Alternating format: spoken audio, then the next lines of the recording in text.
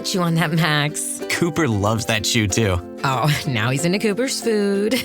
Wow, he is loving it. What do you feed Cooper? Blue Buffalo Life Protection Formula. He never leaves a crumb. I love it because it's made with high-quality protein, nutrient-rich fruits and veggies, and wholesome whole grains. Looks like we're switching to Blue.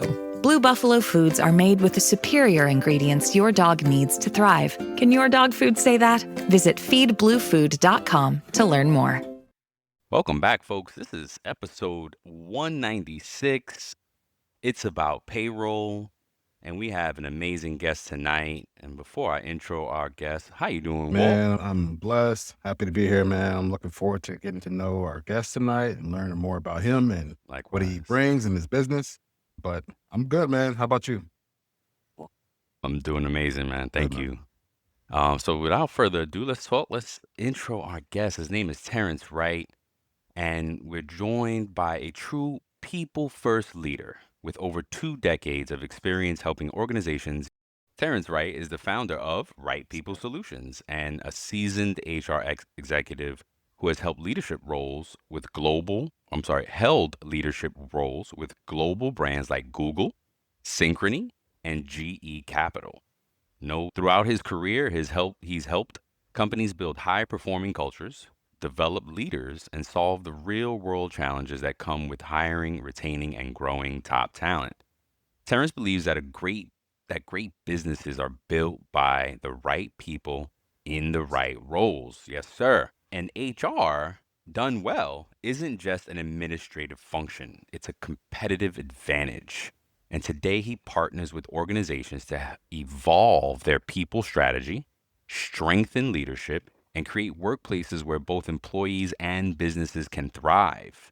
We're excited to dig into his journey, his insights on what companies get right and wrong about talent, and why investing in your people is the smartest business decision you can make. Please welcome to the show, Terrence Wright.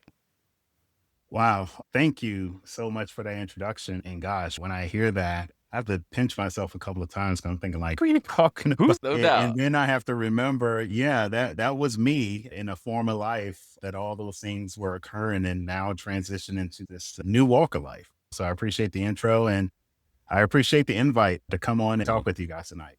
Absolutely. Yeah. And I came across each other in work networks and just hit it off. And I was like, oh, man, you got to come on the show. We got to talk. I knew you would get, I was like really enjoying approaching I was like, oh, man, I just felt so relaxed about being able to talk tonight. Because some guests you don't know. And a lot of times this is the first time we interact with some of our guests. Right. So but I was just so relaxed approaching it. I was looking forward to it. And so thanks for joining us. And before we get into all the questions and stuff, me and Walt always try to do some small talk and catch up on current events around payroll mostly. So Yeah. Walt, what you got for us? It's the day after Super Bowl, so I wanted to talk Yes. about. Sick Monday, they call it. Super Sick Yeah. Monday. So I wanted to talk about the refs and their pay, right? And how Okay. they're taxed. And Interesting. they're similar to the athletes who are, I think they call it, the term is jock tax, where they're taxed where they play. Oh, yeah. Same thing for the Yes. refs, right? So they tax where they perform really? or they work at, right? So if they work at a game in Cali, they're going to get taxed over there. If the one's on the East Coast, they're going to tax in the East Coast city or whatever, right? If they're applicable. So their average salary is during the regular season is almost $250,000. Correct? Yeah. Ooh, And they dang. get nice bonuses for Super Bowls and playoffs and stuff like that. So they get between 30 to 50K in bonuses for Super Bowl. Yeah. So I just Dang. thought it was an interesting little nugget just to add. And that's a good career. Gosh, man, you could try to to ascend to be a ref in the professional arena is a good. And if they making that for the year and you ain't got to work the whole year, ain't but 18 weeks of NFL, maybe 21 if you go all the way to the Mhm. Super Bowl. If you Yeah. happen to be a ref that goes into the playoffs. Yeah. Yeah, I found something interesting that we're talking about refs. Like most of them actually have second jobs in a sense, and most of them, Why not? or at least at a certain period of time. I don't know if you are familiar with one, Ed Hockley. Yes. He was one of the famous refs that used to be involved, like muscular at that. He was actually an attorney. Oh, as well. dang. Yeah, if you do some research on it, I believe a couple of them during the off season, they're working on their businesses. So some of them are actually entrepreneurs like us as Wow. well. They have the luxury to work 6 months in the NFL and then work 6 months with their business. So that was something interesting that I found out as well. That's Dropping awesome. nuggets. Right? That's awesome. I love it. Yeah, for real. Look at Now, that. I was Now, mine was a little disturbing to say the least, and it reminded me of a conversation we had the other day, Walt, when we were talking about what was it, FedEx or UPS, about the like Yep. layoffs or something that they had, and how tough it was, even though they make billions of dollars. So I'm doing research, trying to find some good news to share, and I came across the U.S. Post Office and their revenue and payroll numbers. And so the U.S. Post Office in 2025 spent $43 billion in payroll. And if you know the numbers like we do, the rule of thumb is you can double that to guesstimate the company's total gross revenue.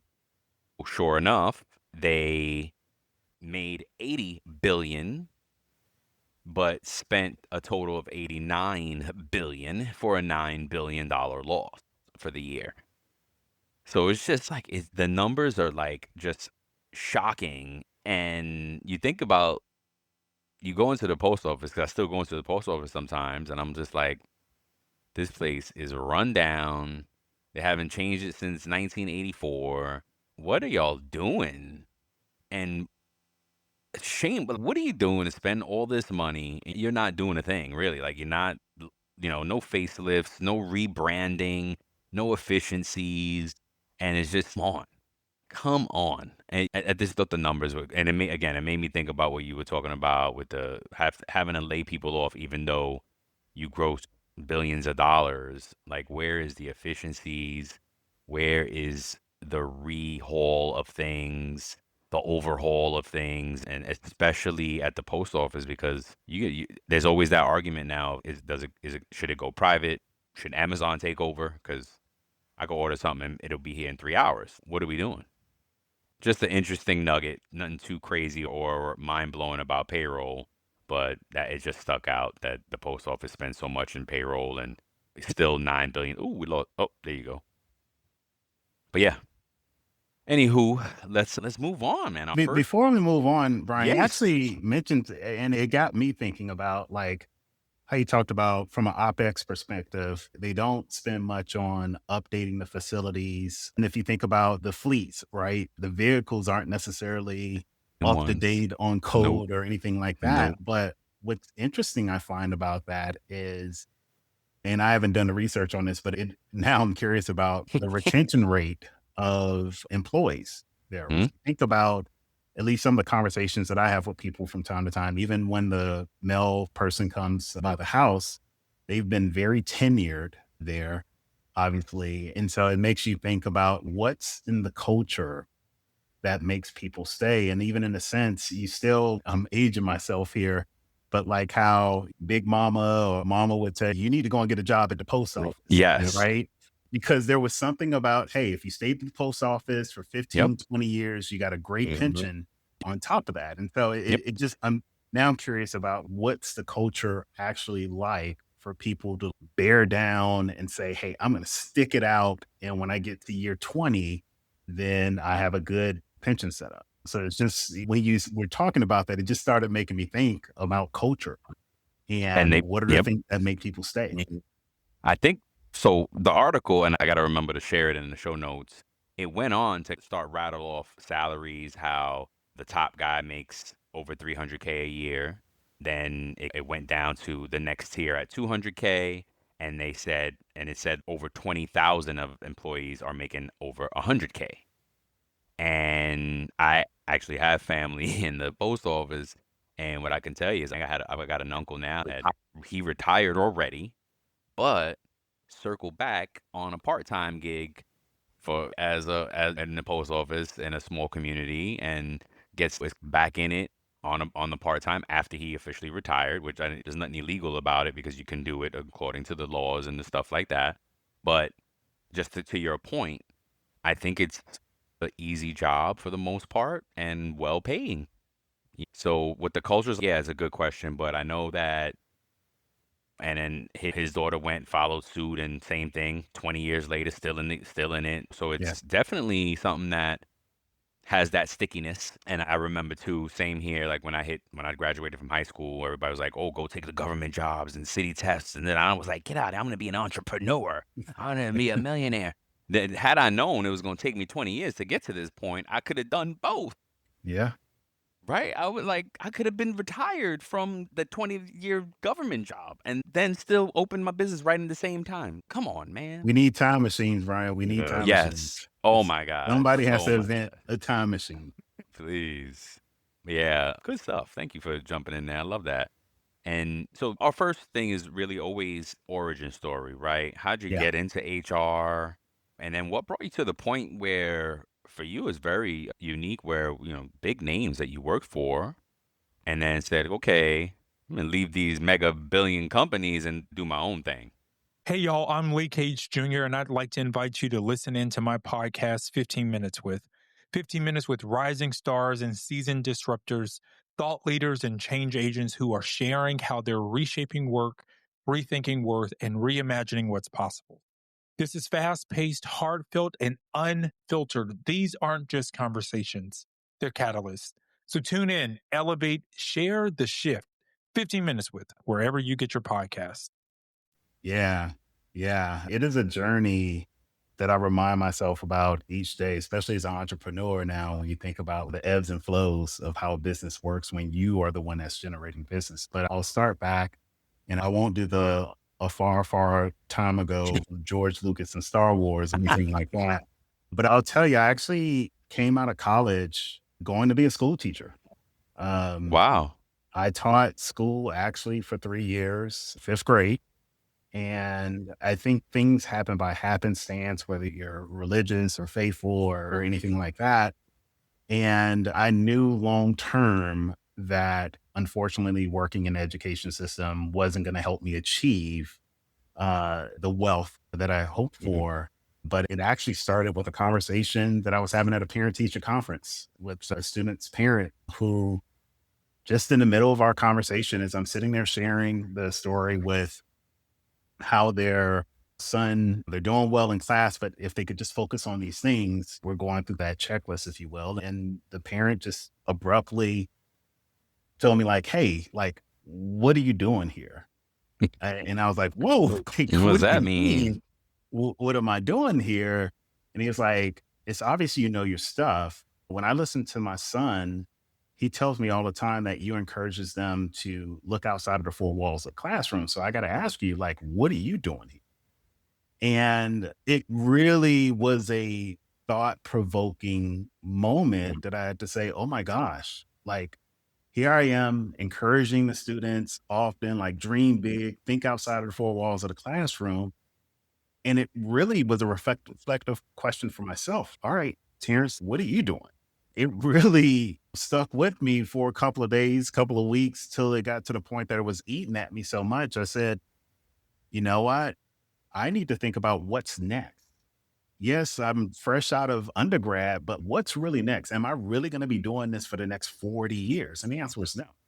And so I ended up going back to get a graduate degree. And now how I fell into HR was the thing of joy working with people. I enjoyed the relationship I had with students. And so the initial thought was, oh, I'll go back to school and be a corporate trainer. Like, that way Yeah. I'll be in the business space. Back then we called it corporate training, but in today's terms, it's called like L&D, right? Yeah. And so I thought I would go back and initially do that. And so ended up enrolling back in school and got a graduate degree in organizational management.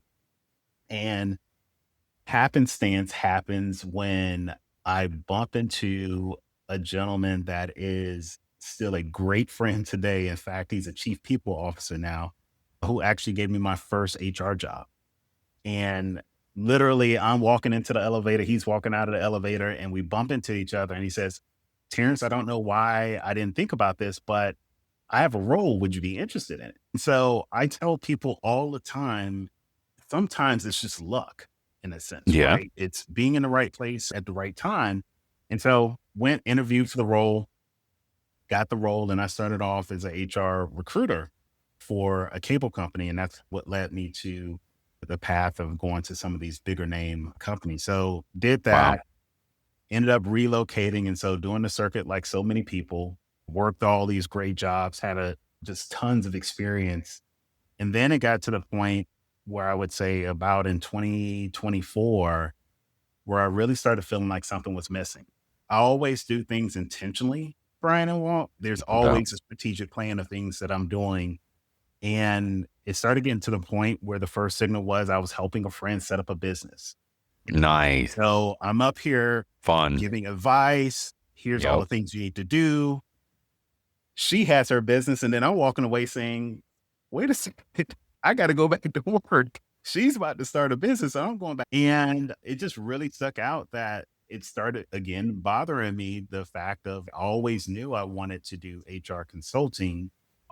It started to be a bigger bug to say, hey, I want to go and do this on my own. And last year, it just got to the point where I was exposed to all of this big strategy that was taking place, whether it was at Google or Synchrony and these other places. And I really started thinking about, wouldn't it be great if small, medium-sized businesses had access to this? Now, corporations from the standpoint, they give back, you can come in, but it's very generic stuff, right? It's, hey, you could do this if you set up this, right? There's not a defined strategy that takes place. And so it really just started harping on me that there's a lot of people that are taking a chance on themselves to run a business. And small, medium-sized businesses, I think the numbers are like, close to 85, 90% run this economy, right? Yes. And so you think about the opportunity there where a lot of these businesses, they don't have a strategic HR partner. You know who they have, Brian and Walt? They have their sister-in-law running payroll, or they have their sister-in-law trying to figure out to do HR, but it's very transactional HR. There's nothing there that's going to help the business grow and scale. So what happens to the CEO? They're now stuck in all of this people trying to figure out what to do when they should be focused on running a business. And so that's really where the concept of Wright People Solutions came from. I love it. Wow. So let me ask you more about Wright People Solutions. What is your mission and your core focus? And what do you say makes you different from other business consulting firms? Well, first of all, and that's a great question, Walt, I would say, first of all, our mission is to bring these big corporate strategies to small, medium-sized businesses to help them grow and thrive, right? So that's the mission tagline, not word, but ultimately the mission there. And I'm sorry, the second part of that question was again, Walt? It is what makes your... what makes me different. So here's what I'll tell you. It's the experience level. It's where I've necessarily been, because here's the thing. You talk to any HR consultant, they're going to tell you, I'm going to help the business solve a problem. And that's ultimately what we're there for. That's ultimately what any consultant is there for, is to solve a problem in a sense. What makes you different and unique is, one, have you been thrown into the fire where you can react to something immediately and not have to go to Chat GPT or call up a friend and say, hey, I don't know what I'm doing here. I'm an HR consultant, but I really should be doing this. If you think about, that's where the big game experience comes into place. I wasn't making a business decision for 10 or 15 people. I was sitting in rooms making business decisions for workforces over 1,000 people that I had primary responsibility. We can add to that in some cases, I had 2,500 people. And so I knew the things that were at stake. I knew how to systemically think about, okay, if we go down this path and make this decision, here's all the other ripple effects that are and here's all the other things that we should be thinking about from a strategy standpoint. So not being very transactional, but being transformative is what I would say sets me apart from other folks. Now, I can go in and do, if you just want an employee handbook, that's very transactional. But when you think about delivering that employee handbook, are you thinking about the rollout? What if you have employees that don't necessarily agree with all the policies and procedures? What do you necessarily do then? Does the handbook really align with where you want to go over the next 3 to 5 years? All of these questions, I'm going to sit there and I'm going to be probing you on these things, and you should have responses to them. If you don't have responses to them, that's why you need a strategic HR partner. Yep. The owners ain't thinking about that. No, they're not. Right, no. And they'll tell you like, oh my gosh, this makes so much sense. I need to hire you. Yeah, that's pretty much one. Yep. I'll send you my invoice. Yeah. Here's my billable hours. You go. No doubt. So with that in mind, what are the top 3 ways businesses can help support one another? I think the top 3 ways, take it from the perspective of even just us engaging, right? I think one thing is clear. No business, no one person can do much by themselves, right? I think it was an old Steve Jobs quote that says, if you want to get somewhere fast, you get people together and you move forward and you get there fast. If you do it by yourself, you're gonna spend all day. But I think key things for businesses in general is to have conversations, whether it's like this, conversations around the table, and talk about what is the environment, what's impacting us in the environment today that we have concerns about, who has access to what resources necessarily, and how do I become part of those conversations to engage? And then ultimately, where am I strong at that you may not necessarily be strong in that window, but you're stronger in somewhere else? So how do we think about systemically working together to improve our strengths? When I think about industries like private label credit cards, right? Working in that space, listen, we were only as good as, number one, the clients that had us from a client perspective, but also we needed to understand what did we need to do outside of that realm to make sure not only were we taking care of the clients, but we were also taking care of the employees internally, right? So having that focus on, if we build the right culture internally in the organization, that will reflect what our relationships will be with our best, our small, even to our smallest, to our largest clients at that standpoint. So I think really having the opportunity to work with businesses to understand what's the external environment, but then what is the internal environment that helps your company be who they are. Wow. Love that answer. Love that answer. So Terrence, how do you help businesses transition from HR as a rule book function to HR as a partner that directly impacts their business performance? Yeah. So I actually have an approach that I call from policing to partnership. And I haven't gotten this trademarked yet, so shame on me for not hurry up and getting this done. But how we go about it is really a 4-step process. In any relationship that I intend to have with an organization, we start off by needing to do an assessment. So phase 1 for us is we got to assess what's going on inside. You may tell me this is what you need, but you're telling me from the standpoint of pain. You're telling me from the standpoint of emotion, right? And sometimes when we're acting in those states, we're not seeing necessarily the entire picture. And plus, you're not the HR person, right? You are a smart business owner in X discipline, right? And so what we do is we come in and help them understand and make sure they have the right foundation in place, right? No pun intended. And that's where we're doing a strong operational due diligence that may require us to do an audit. And once we've done that audit, we're now creating this 90-day roadmap. So instead of saying, hey, here's your handbook, good luck to you, goodbye, and we're moving off, we're saying, hey, here's the gaps that you have in your organization. And we're doing this within the first 2 to 3 weeks that we're with them. Wow. And at the end of that 3rd week, we're saying, now here's a roadmap to help you address these things. So once we show them those findings, we then move into phase 2, which is our design part, right? So we got to get them to buy in first on the initial roadmap. Then we're now co-partnering with them or members of their senior team to say, okay, what does this need to look like for X company? Let's start designing what we want the end to necessarily look like. So we start designing what this roadmap is going to officially look like and how we're going to activate it. Once we get into we're good with the design, we finalize the design. Now it's time for the activation part. And this is where, Brian and Walt, I would actually look at companies like yours to say, here's the opportunity now for us to calibrate on things. Because what we may notice in the design of the roadmap is the payroll system's antiquated, or you have your senior rock star running payroll every week, sitting there for the last person to clock in, clock out, sitting there hoping everybody put their punches in.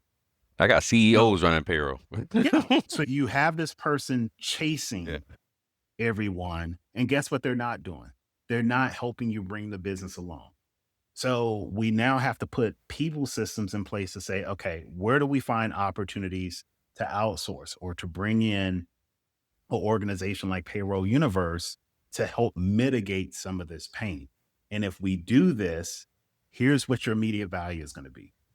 Your people leader is now focused on helping drive the business and help arrange a culture. So you're now starting to see immediate value take place in the process, because that is the biggest gap that I think CEOs have right now, or at least small business owners have right now, is they can't see what is the immediate value of bringing in an HR consultant. So what we have to do is we have to remove the risk. So we remove the risk, right, as part of the assessment.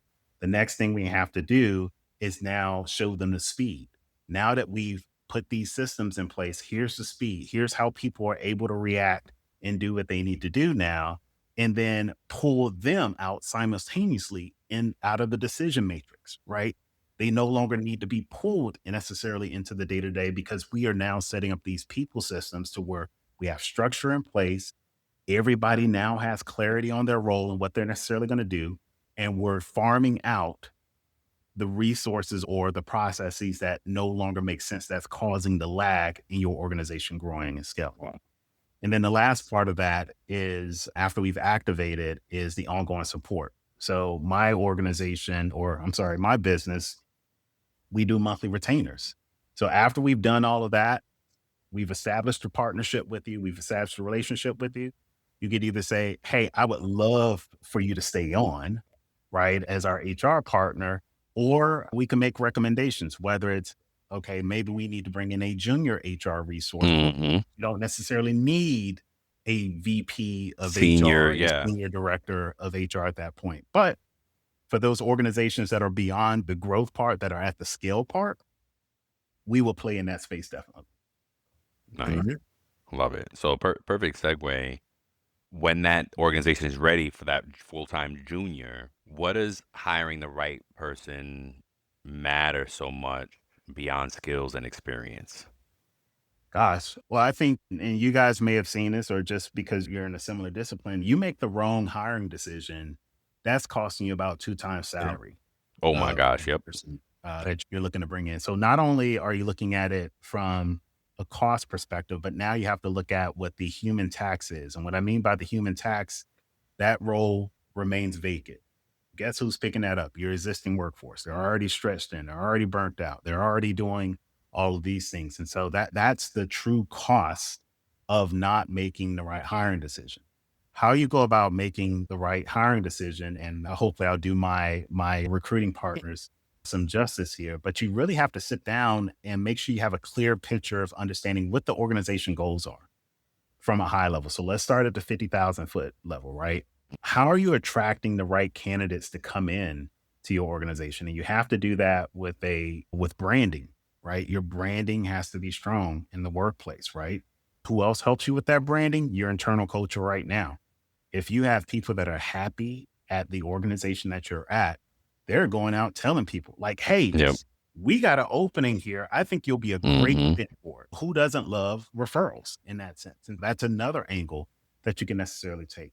But the key, they get mad and bash you online. Yeah, exactly. But the key is you just got to have a structured interview process. And what that necessarily looks like is, one, do you have a clear job description that aligns to what the organization needs, first and foremost? The second part of that is, what does that question structure necessarily look like? Third, you need to make sure that the people that you are pulling into the interview process can do it in an unbiased way with the Mm, understanding that the weight of the responsibility of them bringing somebody into this organization has implications if they don't get it right. And then the last part of it is if you do not have a onboarding system that is structured very well to where at day one, everything is working. Person has their laptop if they're this type of worker, or mhm, their workstation is already set up. They've talked to the IT person to get their password situated. They're doing their direct deposits, turning in the I-9, all of those things. And then you're laying on, hey, who's coming to say hello to them? Do you mhm, have a onboarding buddy for them? Has the manager come to greet them on day one if they're in orientation all day? If it's a small business, did the senior director, the CEO make them feel welcome? Did they go mhm, by and say hello to them? You do all of these things within the first 30, 60, 90 days. You now have somebody that's bought in to the culture that you place. If that person doesn't feel that within the first 30, 60, 90 days, they're gone. And you're starting mhm. the cycle all over again. So now you're looking at what's my time to fill this position? What's the cost of hire again? And now you just doubled that because you didn't follow through on what you needed to commit to. Wow, it's a perfect segue, man. I'm loving this because you're definitely dropping a lot of knowledge for listeners. Yep. I'm, Thanks. I'm really appreciating this. So, how should companies balance the cultural fit versus the skill fit, especially in a competitive labor market, in your opinion? This episode is brought to you by Indeed. Stop waiting around for the perfect candidate. Instead, use Indeed sponsored jobs to find the right people with the right skills fast. It's a simple way to make sure your listing is the first candidates see. According to Indeed data, sponsored jobs have 4 times more applicants than non-sponsored jobs. So go build your dream team today with Indeed. Get a $75 sponsored job credit at Indeed.com/podcast. Terms and conditions apply. So I would say it depends, but I'm gonna lean heavily on the skill side for just a moment, depending on what the organization is. So if it's a startup, you need the skills. You gotta have people that can come in. If you're building the latest Interesting. AI tool out there, you gotta hire in from a skill standpoint, right? If you're and go back and take a look at the numbers, you'll probably see more chaos in a startup because they're scrappy, right? They're like, hey, we got to get going. We got to get speed to market very quickly. If you have a mature organization, you have a little bit more luxury because your product is already out there. People know who your product is. Your product is good for what it is. You now can say, I need to make sure that I find the person that fits our culture because we can teach them the job that we need. Yeah, as long as they have the aptitude to necessarily do it, we could teach them that component. But if you're talking about bringing in somebody that's a AI agent or something like that, no, I'm not teaching you this. I'm bringing you in because I need you to do this right now because we need to get this tool out and running. So you're Yep. going to see, you can have a case of 2 organizations, one mature and one startup, and they can be going after completely different things, and that's okay because of where Okay. they are in the employee and where they are in the organizational life cycle. Okay. I like that. I haven't heard an HR pro say that because I meet ones that are so hell bent on one thing or another, not usually flexible to the startup of it all. Because that startup space is crazy. Yeah. So if you can't flex in that startup space, then you're not gonna have startup clients. Well, You're listen, not, you have to move right? quickly. They don't want to hear about, oh, we're going to do these strategic initiatives. They're going to take place 9 to 12 months from now. No, what are you going to do for me within the next 30 days? I have a potential client that I'm working with right now that's going through some M&A, but they're operating as a scrappy startup. And so what I'm pitching to them is, hey, we need to make sure we get the right human capital in right now to help you do this so you can carry your business on. We can figure out culture and stuff along the way.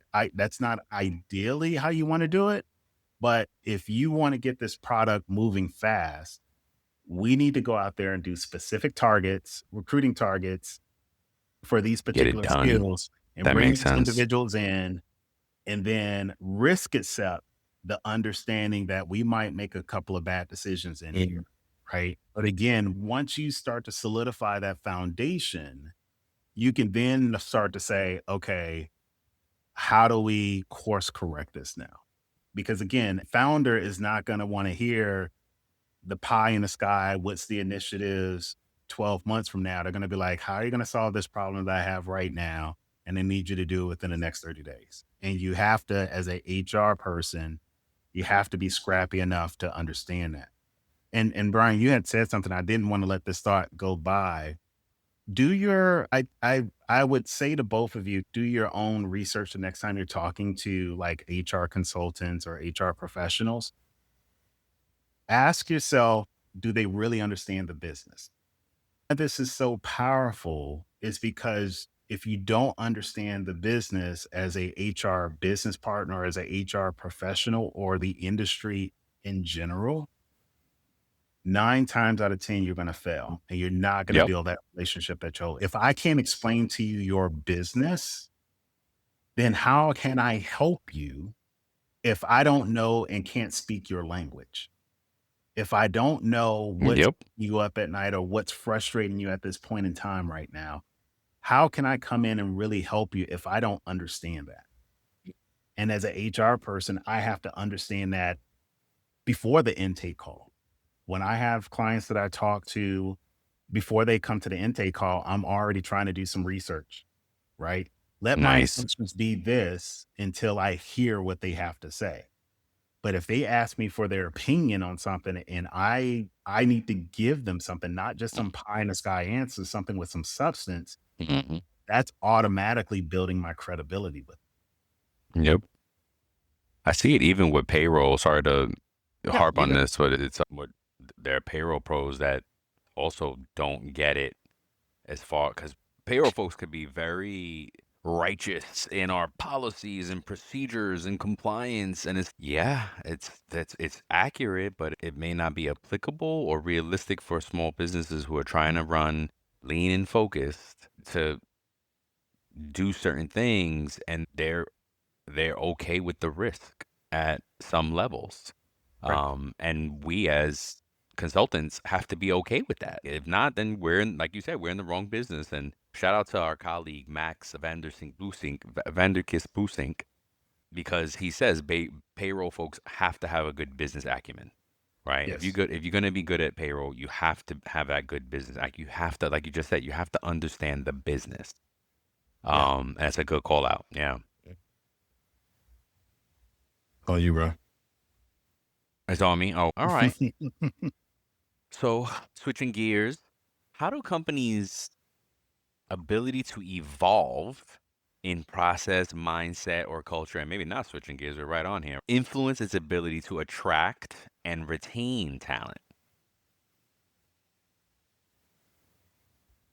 So I'll bring it to, I think, what we're facing in the near term right now, around just the workforce. Randstad just put out a workforce monitor report for 2026, which I would encourage anyone to read it because it gives you a really good sense of the landscape of what employees want. And no different from the correlation, I think, from last year is that employees still want flexibility.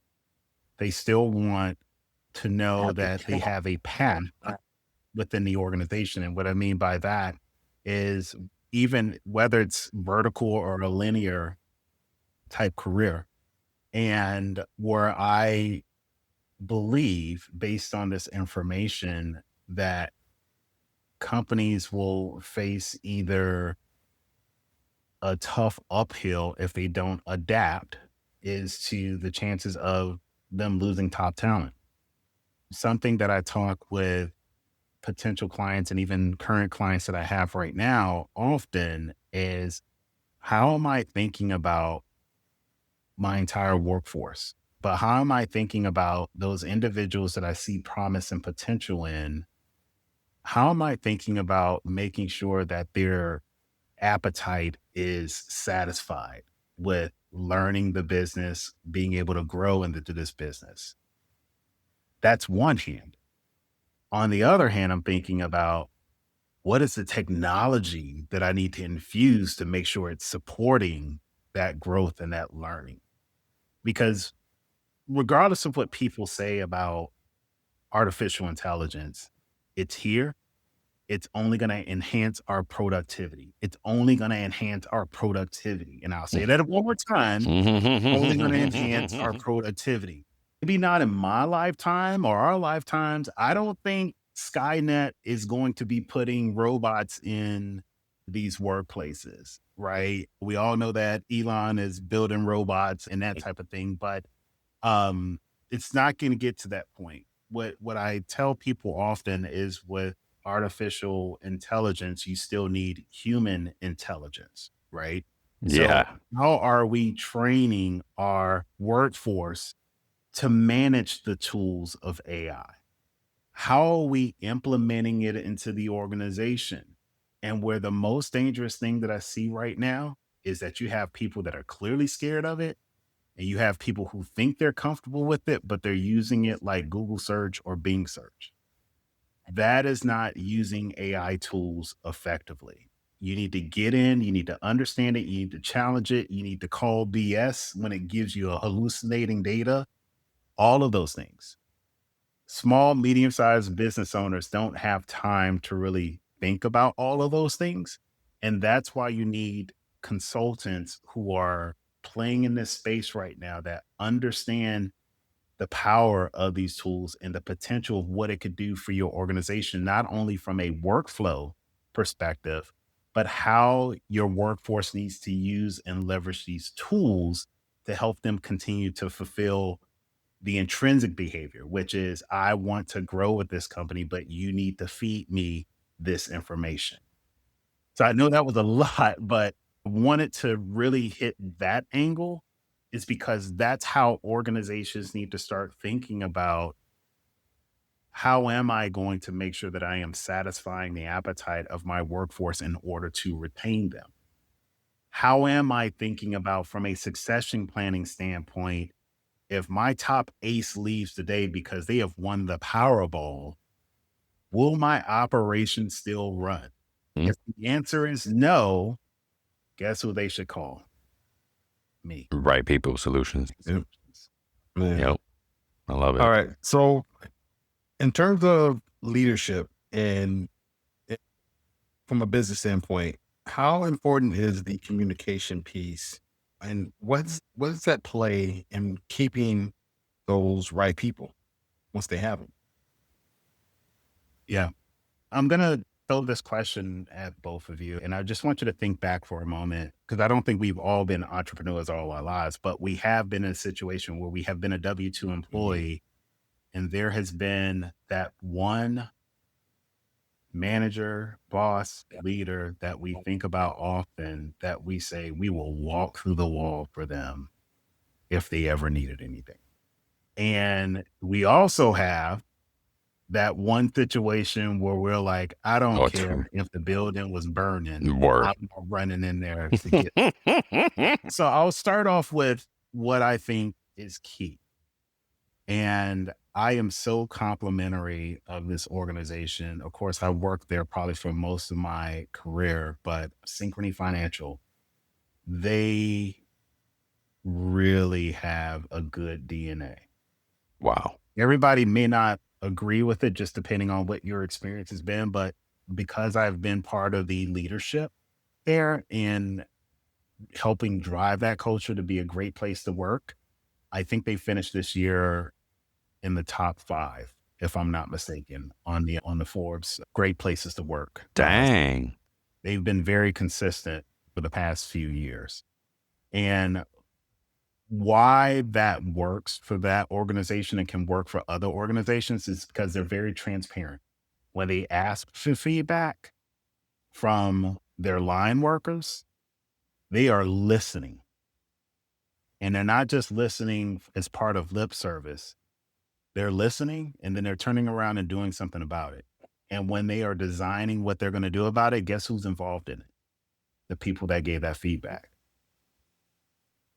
That's one thing. Another thing is when you understand the value of your employee, where you don't have to personally talk. I don't need to be in Walt's business for everything personally, what he's doing Saturday nights and all of those things. But if I'm developing a relationship with Walt, because I know he has a daughter per se, and she's about to graduate from high school, and you have a daughter that graduated from high school, now you can relate and talk about, I know the pride that you're feeling right now about your daughter graduating, especially her being your oldest child. And I remember what you went through with her 3 years ago when she wasn't feeling her greatest, but she did X, Y, and Z. And now look at when you start having conversations like that, when you are listening to your employees, why would I want to think about leaving? Yeah. Why would I want to think about going somewhere else when this person genuinely cares about how I am doing in the workplace? He didn't promise me anything. He didn't promise me anything like a promotion or anything like that, right? He didn't make that type of promise. What he promised to do was to create a space where I feel like I can bring my best self to work and I can thrive. You will find more success in an employee willing and wanting to stay in that environment versus someone that is very trained. Just like we talked about earlier, Brian, like when we had that call, hey, it felt like we were sitting across the table from each other on A1A down in South Florida, having a nice umbrella drink and just catching, shooting the breeze. And that's how it is right now. When you could build relationships with people like that, you still have the credibility. You still don't have to worry about losing well, I'm the leader. And no, you could lead in a way that you guys are doing it together versus you needing to be up front. You don't need to be up in the front all the time as a leader. What is the old saying about the wolf pack? The leader of the wolf pack is usually in the back of the pack. Should be in the back. That's right. Right. So you give people the platform to thrive and shine. You don't take credit for the hard work they did. It is we did this together, or no, actually Walt did this. He should be taking the credit for it. Right. When you position things in that manner, 9 times out of 10, you're going to be more successful in bringing the team along, and they're going to be wanting to it's going to get competitive at that. Walt's our supervisor, so we have to make sure we make him look good.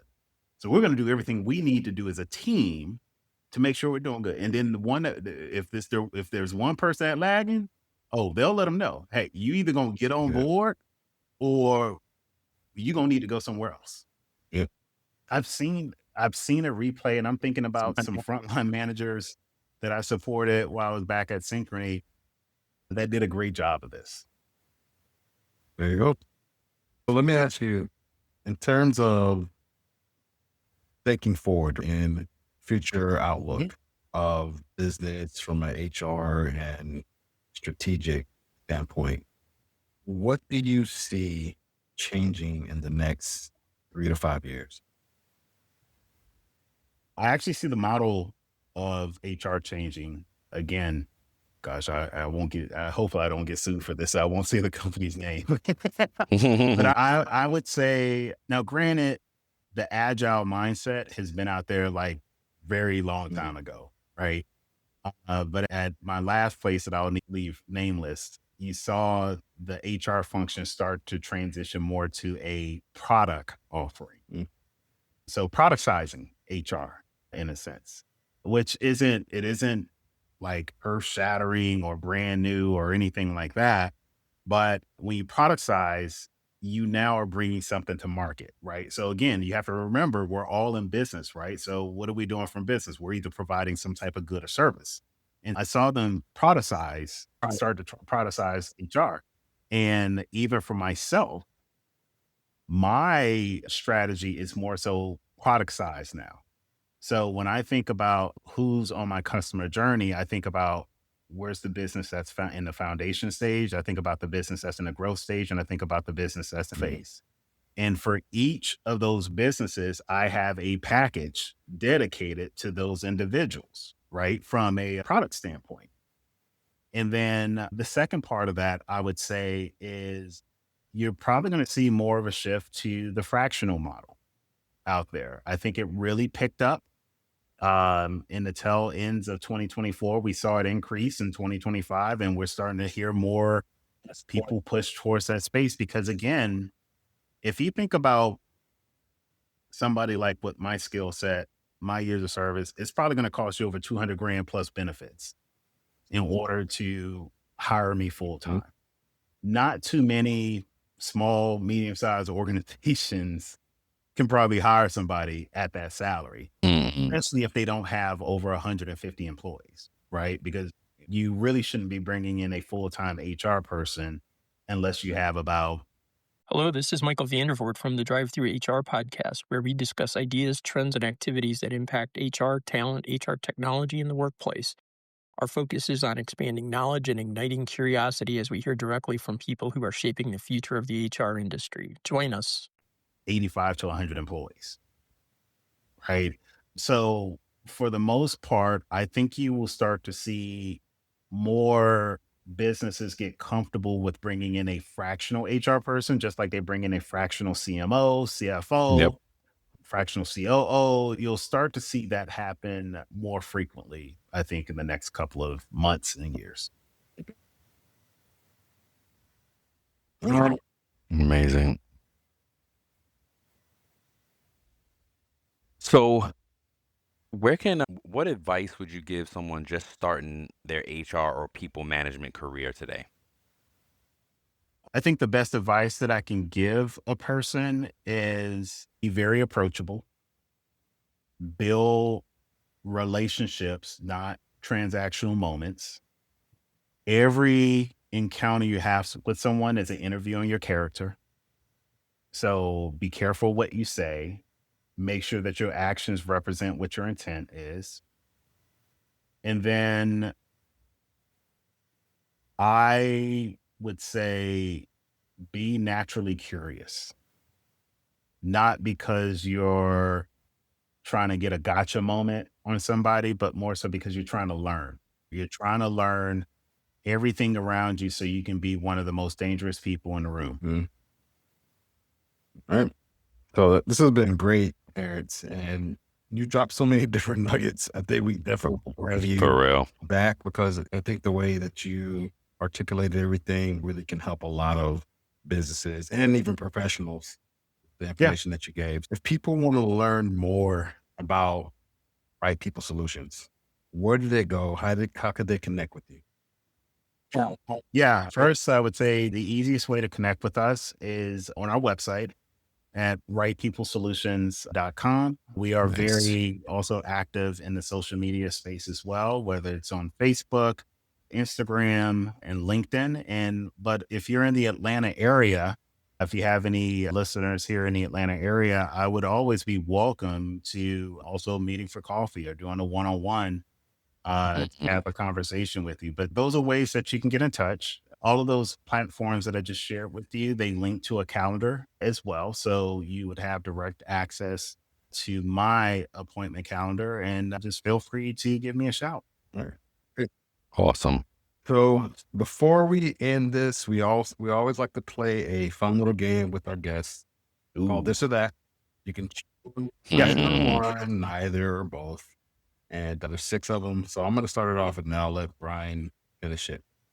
So, Okay. Do you prefer teaching or being taught? Being taught. Okay. Do you prefer giving feedback or receiving feedback?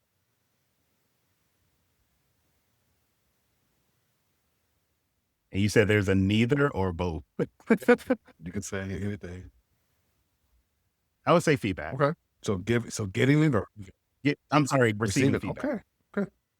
And then my last one, if you had to choose leading man and you were a director of a film, would you rather choose Denzel Washington or Michael B. Jordan? Oh, come on. I would say, depending on the storyline, gosh, I'm going to go with Denzel. Okay. All right, Brian. Miami Dolphins or the Miami Marlins? I am a Miami Dolphin fan through and through. Oh, Yeah. you and Walt. Sorry for the shoot. We all in a bad season of Giant fans. I think he said Miami Dolphins there. Yeah, Miami Dolphins. Did you? I didn't hear. Yeah. I didn't hear. Okay, Yeah. you said Dolphins. All right. I had my hands over my face because You had I to didn't say have it a low. bag to throw over my head. So Miami Dolphins through and through. Yep. Okay. Office party or a company picnic? Because I'm an outdoors person, I would say company cookout. Yeah. Okay.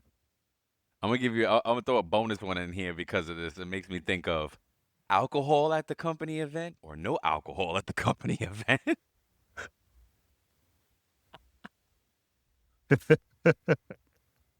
While I'm at the event, no alcohol. When I leave, do whatever you want.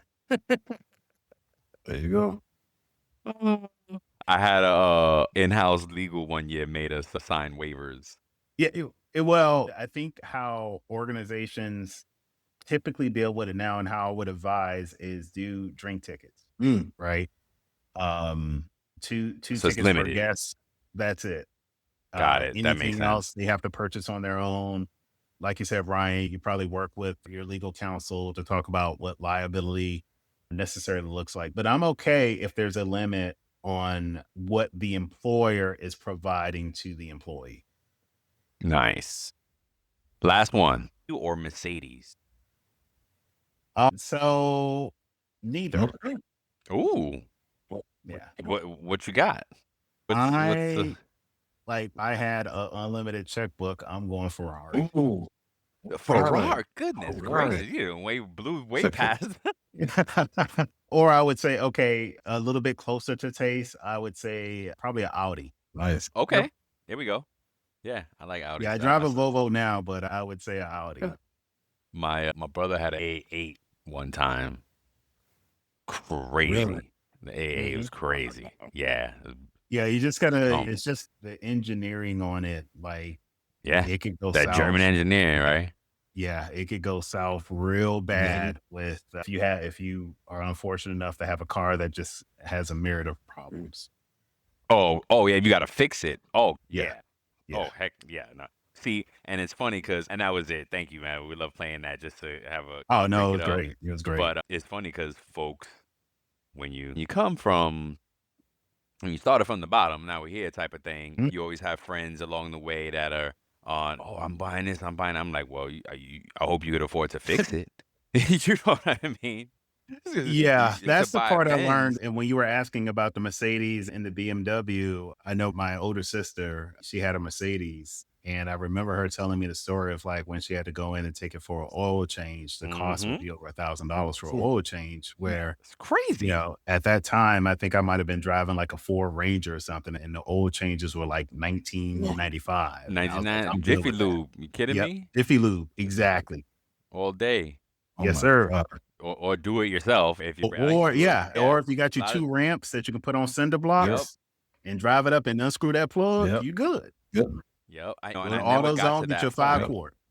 Yep. I never got to that point, but I did a lot of stuff on my own. I did the oil change. I left for that. But man, thank you so much, Terrence, for joining us, and welcome back anytime, man. And I think it's a valuable conversation to keep having around people. The people experience the employee experience has become so important. You said something that caught my attention about the 85 plus to get an HR person. I have a buddy of mine that runs I'm not going to throw him out there too much, but helps run a business. But make an introduction. They're at 80. Yes. No, I told him they're at 80 and no, we don't got an HR person. I was like, you need one though. And so quote of the day is, if you fall behind, run faster, never give up, never surrender, and rise against the odds. Jesse Jackson. All right, folks. Remember to like, share, subscribe, go follow Terrence. If y'all hear me, Wright People y'all Solutions. frozen on my end. Hey, do it now. It's going to benefit you. We love you. We appreciate you. And it looks like there we go. All right, folks. You all. Yeah. Thank you.